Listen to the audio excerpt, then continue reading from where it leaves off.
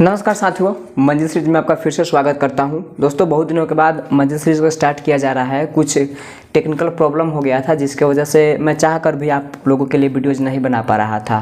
तो सारा setup clear है, मैंने पूरा सेटअप चेंज कर दिया है और यहाँ पर आप देख सकते हैं आपका सेटअप चेंज लग रहा होगा। अब आपको कोई प्रॉब्लम नहीं होगा। बहुत बच्चों का कमेंट आ रहा था मंजिल सीरीज में आप इतना देर क्यों कर रहे हैं। तो मंजिल सीरीज फिर से स्टार्ट हो चुका है। आप लोगों के जितने भी सारे कमेंट्स आए हुए थे कि इस चीज़ पर वीडियो बनाइए, उन सारे टॉपिक्स को मैंने स्टोर कर लिया है। धीरे धीरे सब पर वीडियोज बना दिया जाएगा। चलिए स्टार्ट करते हैं इस वीडियो को। आज की इस वीडियो में हम लोग बायोमोलिक्यूल्स का एक बहुत ही इंपॉर्टेंट टॉपिक्स ग्लूकोज के बारे में हम लोग पढ़ेंगे। खासकर ग्लूकोज का स्ट्रक्चर के बारे में हम लोग जिक्र करेंगे। ग्लूकोज का मेथड ऑफ प्रिपरेशन भी होता है, तो ग्लूकोज का मेथड ऑफ प्रिपरेशन हम लोग अगले वीडियोस के लिए छोड़ देते हैं। आज के इस वीडियो में हम लोग केवल ग्लूकोज का स्ट्रक्चर पढ़ेंगे। स्ट्रक्चर बहुत इंपॉर्टेंट होता है 2 नंबर के सवाल के लिए, 5 नंबर के सवाल के लिए, और ऑब्जेक्टिव तौर पर तो इम्पोर्टेंट होता ही है। तो ग्लूकोज का मेनली 3 स्ट्रक्चर होता है। पहला को ओपन चेन स्ट्रक्चर कहा जाता है, दूसरा का नाम है Fischer projection structure, Fischer projection,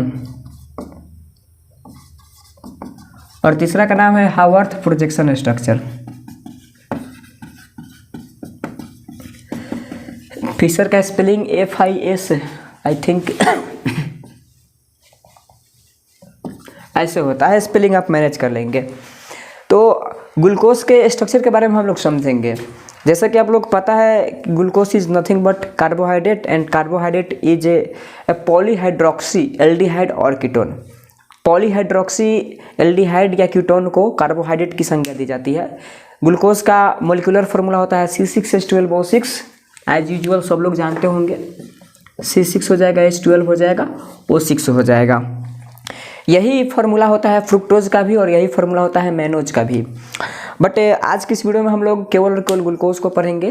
अगर कहीं पर पॉलीहाइड्रोक्सी ग्रुप यानी कि ग्लूकोज को हम लोग हेक्सा एल्डोज के नाम से जाना जाता है, और अगर फ्रुक्टोज होगा तो उसको हेक्सा कीटोज कहा जाता है। तो ग्लूकोज में एल्डिहाइड ग्रुप लगा हुआ होता है और इसमें 6 कार्बन होते हैं, और वही फ्रुक्टोज वही फ्रुक्टोज की बात की जाए तो उसमें कीटोन ग्रुप लगा हुआ होता है। तो glucose is nothing but hexa aldose. तो हेक्सा एल्डोज के अनुसार हम लोग इसका स्ट्रक्चर बनाएंगे। हेक्सा एल्डोज, एल्डोज बताता है कि ग्लूकोज में एल्डिहाइड ग्रुप लगा हुआ है। तो पहले हम लोग ओपन चेन स्ट्रक्चर बनाएंगे। तो ओपन चेन में सबसे ऊपर आता है एल्डिहाइड ग्रुप,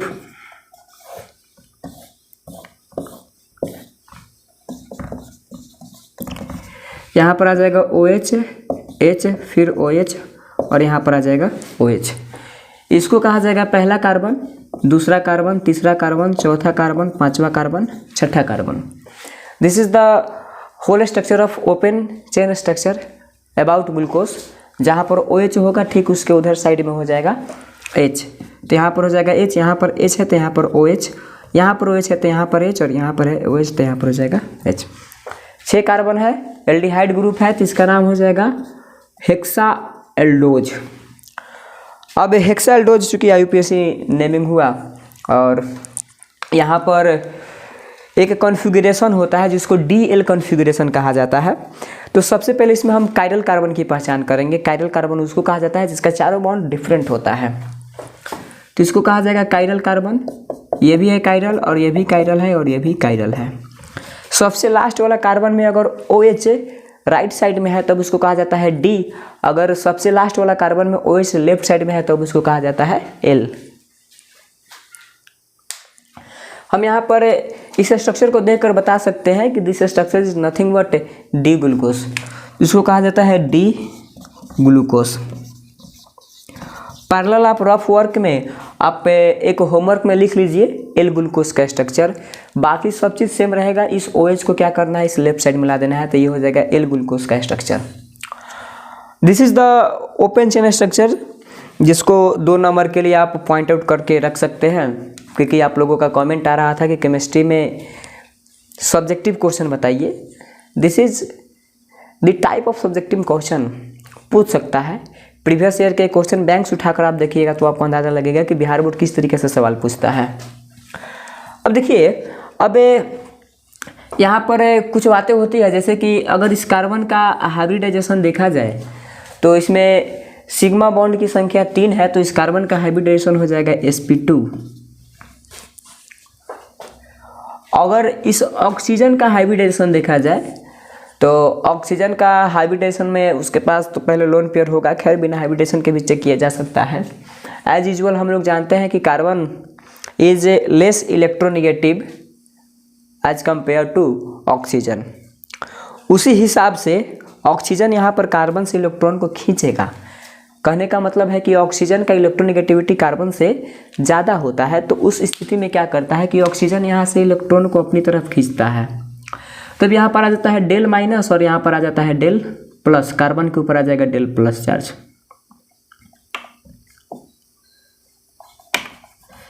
यहाँ पर लिखा जा रहा है डेल प्लस चार्ज।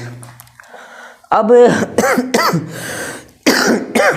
सॉरी, यहाँ पर इस ऑक्सीजन के पास होता है लोन पेयर। जब इस ऑक्सीजन के पास आ जाएगा लोन पेयर तो ये अपना इस लोन पेयर को इस इलेक्ट्रोफिलिक सेंटर पर अटैक कर देगा, जिसको हम लोग इस तरीक़ा से इसको दिखाते हैं।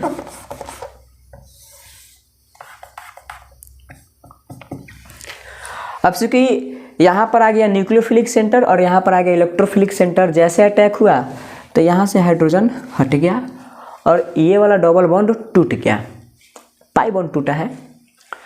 अब मन में तरह तरह के सवाल घूमते हैं कि जब बॉन्ड टूटा, यानी कि जब लोन पेयर का अटैक हुआ उस कार्बन पर, तो यही ऑक्सीजन क्यों किया? इसको भी तो अटैक कर देना चाहिए, इसको भी अटैक कर देना चाहिए, या इसको भी अटैक कर देना चाहिए। ये क्वेश्चन बड़ा ही जायज़ होता है और अक्सर क्लास में, ऑफलाइन क्लास में भी मैं पढ़ाता हूँ तो वहाँ पर भी बच्चे मुझसे पूछा करते हैं कि यहाँ पर 5वां नंबर वाला जो कार्बन है जिससे डी और एल की पुष्टि होती है, वही 5वां नंबर पर जो OH ग्रुप लगा हुआ है जिससे डी और एल की पुष्टि हो रही है, वही इलेक्ट्रॉन यानी कि उसी ऑक्सीजन का लोन पेयर कार्बन पर जाकर अटैक क्यों कर रहा है? ये वाला क्यों नहीं किया? लोन पेयर तो इसके पास भी है, लोन पेयर इसके पास भी है, लोन पेयर इसके पास भी है, लेकिन अटैक ये कर रहा है। कारण क्या है? उसके पीछे का अगर कारण खो जाएगा ना तो उसमें देखा जाता है रिंग का स्टेबिलिटी। जैसे ये वाला लोन पेयर इस कार्बन के पास जाकर अटैक करता है, तब वहाँ पर एक 6 मेंबर का रिंग बन जाता है और हम लोग जानते हैं कि 6 member ring is the most stable ring in the whole chemistry. अगर ये अटैक करता तो 7 मेंबर रिंग बन जाएगा, अगर ये वाला अटैक करेगा तो 5 मेंबर रिंग बन जाएगा, अगर ये वाला अटैक करेगा तो 3 मेंबर रिंग बनेगा। तो जितने भी रिंग्स होते हैं उसमें 6 मेंबर रिंग से सबसे ज़्यादा स्टेबल होता है। तो अपने स्टेबिलिटी को मेंटेन रखने के लिए, अपने स्टेबिलिटी को बनाए रखने के लिए यही वाला ऑक्सीजन अपना लोन पेयर इस पर अटैक करवाता है। आई होप आपको क्लियर हो गया होगा। देखिए ये फील होता है, केमिस्ट्री का फील लीजिए, नहीं तो फील नहीं लीजिएगा आप इसको रट कर अगर पढ़िएगा तो रट कर पढ़ने में बहुत तकलीफ होता है। अगर आपसे कोई पूछ दिया जाए, मान लेते हैं कि मैं ही आपसे सवाल कर रहा हूँ कि चलिए आपने किताबों में देखा है कि इस स्ट्रक्चर को ऐसा बनाया जाता है, तो मेरा सवाल ये रहा कि इस ऑक्सीजन का ही लोन पेयर इस कार्बन पर अटैक क्यों कर रहा है, इसका क्यों नहीं किया? तो कारण क्या हो जाएगा कि अगर ये वाला अटैक करता है तब वहाँ पर 6 मेंबर का रिंग बनता है। देखिए 1 2 3 4 5 6 6 मेंबर का रिंग बन गया जो कि काफ़ी स्टेबल होता है। तो अब यहाँ से ओपन चेन स्ट्रक्चर से हम आते हैं हवार्थ प्रोजेक्शन स्ट्रक्चर के पास। यहाँ पर है C डबल बॉन्ड, C हो गया और यहाँ से डबल बॉन्ड टूट गया, तो यहाँ पर आ गया ऑक्सीजन के ऊपर आया होगा माइनस चार्ज और यहाँ से हाइड्रोजन निकला है तो इसके ऊपर आया होगा प्लस चार्ज। ये वाला हाइड्रोजन और ये वाला ऑक्सीजन आपस में बना लेगा बॉन्ड, यहाँ पर आ जाएगा OH और यहाँ का हाइड्रोजन है H। कार्बन का 1 2 3 और 1 बॉन्ड हो गया, 2 बॉन्ड हो गया और इसके साथ एक और बॉन्ड होगा। यहाँ पर तो एक और बॉन्ड होगा कार्बन का, एक मिनट एक और बॉन्ड होगा। इस ऑक्सीजन के साथ बॉन्ड बना है, पहले लिख लेते हैं पूरा। ये पहला कार्बन है, दूसरा कार्बन, तीसरा, चौथा, पांचवा और ये हो जाएगा छठा कार्बन। अब ज़रा देखिए कि यहाँ पर जो ऑक्सीजन था ना, अब वो कार्बन के साथ बॉन्ड बना लिया। बॉन्ड बना लिया तो इसको थोड़ा सा इस तरीक़ा से किताबों में या हम लोग गेस्ट पेपर में, गाइड में, मॉडल पेपर में हम इस स्ट्रक्चर को इस तरीक़ा से देखा करते हैं। बाकी सब डिक्टो सेम होगा। यहाँ पर OH है, OH रहेगा, यहाँ पर H है, H रहेगा, OH है, यहाँ भी OH रहेगा। अगर यहाँ पर OH है तो यहाँ H, अगर यहाँ H है तो यहाँ पर OH, यहाँ पर OH तो यहाँ पर H, यहाँ पर H है। 3, 4, 5। ये भी कायरल सेंटर है, अपने कायरलिटी को ये मेंटेन रखा है। बाकी यहाँ पर कायरल से कोई फ़र्क नहीं पड़ता है, क्योंकि आप इसको भी कायरल कह सकते हैं। यहाँ पर कायरलिटी की कोई चर्चा नहीं होगी, कौन कायरल है कौन एक कायरल है, उससे कोई मतलब नहीं है। अगर DL पहचानना है तो सबसे लास्ट वाला कायरल कार्बन को पहचानिए। अगर C1 कार्बन पर OH दाहिना तरफ लगा है तब उसका नाम हो जाता है अल्फ़ा। अगर C1 कार्बन पर OH लेफ्ट तरफ लगा है तब उसका नाम हो जाता है बीटा। और इस तरीक़ा के कार्बन को एनोमेरिक कार्बन कहा जाता है, एनोमेरिक कार्बन। और इस तरीके के स्ट्रक्चर को एनोमर्स कहा जाता है, क्योंकि इसका अगर एनोमर्स की बात किया जाएगा तो OH को लेफ्ट में रखा जाएगा। और आपके सामने जो स्ट्रक्चर प्रेजेंट है इसी को कहा जाता है Fischer projection structure. Fischer projection structure में अगर OH यानी कि एनोमेरिक कार्बन पर अगर OH दाहिना तरफ है तो इसको कहा जाता है अल्फ़ा। बाकी तो D है ही और साथ में हो जाएगा D ग्लूकोज। तो देखिए बच्चों के बीच में बहुत कन्फ्यूजन होता है कि अल्फ़ा D ग्लूकोज किसको कहते हैं, बीटा D ग्लूकोज किसको कहते हैं, आपके सामने है। अब चलिए, हमने अभी ओपन चेन स्ट्रक्चर और फिशर प्रोजेक्शन स्ट्रक्चर को समझ लिया। अब हम लोग चलते हैं हावर्थ प्रोजेक्शन स्ट्रक्चर पर। तो इसमें आपको एक पायरानोज नाम का एक यौगिक होता है, उसके अनुसार इसका स्ट्रक्चर लिखा जाता है। बस कुछ नहीं, आप इस स्केलेटन को याद रखिएगा।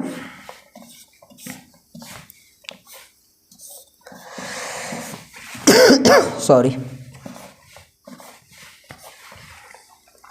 अब जो फिशर प्रोजेक्शन स्ट्रक्चर बनाया गया है इसको क्लॉकवाइज रोटेट कर दीजिए। जब क्लॉकवाइज रोटेट कर दीजिएगा तब आपको मिल जाएगा हावर्थ प्रोजेक्शन स्ट्रक्चर। अब हम लोग जो हावर्थ प्रोजेक्शन स्ट्रक्चर बनाएंगे ये अल्फ़ा D ग्लूकोज का बनेगा। This is the Haworth structure of alpha D glucose. अब इसको जब हम रोटेट करेंगे तो यहाँ पर आ जाएगा C1, यहाँ पर आ जाएगा C2, यहाँ 3, यहाँ पर से आ जाएगा C4 और यहाँ पर आ जाएगा C5। और C5 पर यहाँ पर CH2OH हमेशा रहता है और नीचे H हमेशा रहेगा, हमेशा, इट इज़ ऑलवेज ट्रू। 5वें नंबर कार्बन में अगर ग्लूकोज का हावर्थ प्रोजेक्शन स्ट्रक्चर बनाते हैं तब ऊपर में CH2OH और नीचे में H हमेशा रहता है, और यही हो गया छठा कार्बन। अगर इसको हम दाहिने तरफ रोटेट कर देंगे, क्लॉकवाइज में रोटेट कर देते हैं, तो पहला कार्बन में OH आ जाएगा नीचे, H चला जाएगा ऊपर, तो यहाँ से H चल जाएगा ऊपर और OH आ जाएगा नीचे। दूसरा कार्बन को देखिए, रोटेट करने पर OH आ जाएगा नीचे, H चला जाएगा ऊपर, OH आ गया नीचे और H चला गया ऊपर। तीसरा कार्बन में H आ गया नीचे और OH चला गया ऊपर, तो H आ गया नीचे और OH आ गया ऊपर। चौथा कार्बन में देखिए OH आ गया नीचे और H चला गया ऊपर। This is the Fischer projection structure, open chain structure and Haworth projection structure of alpha D glucose. आपके सामने लिखा हुआ है। अगर ओपन चेन है तब तो यहाँ पर आप अल्फा और बीटा की पहचान नहीं कर पाइएगा। तो मैंने कोशिश किया है एकदम ब्रीफली, एकदम मेरा कोशिश रहा है कि एकदम कम से कम समय में आपको ज़्यादा से ज़्यादा कंटेंट दिया जाए और शायद ये कारगर साबित हो। आप कमेंट करके मुझे बताइएगा कि ये वीडियो आपको कैसा लगा। और आपका होमवर्क होगा कि आप बीटा D ग्लूकोज और अल्फ़ा L ग्लूकोज,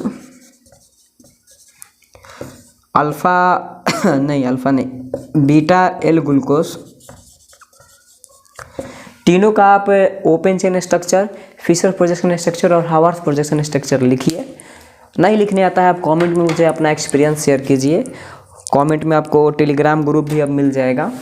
चलिए मिलते हैं नए वीडियो में नए जोश और जुनून के साथ। तब तक आज की इस वीडियो में यही तक आपको सब कुछ बताया गया है एकदम डिटेल में। इंतज़ार कीजिए अगला वीडियो का। All the best.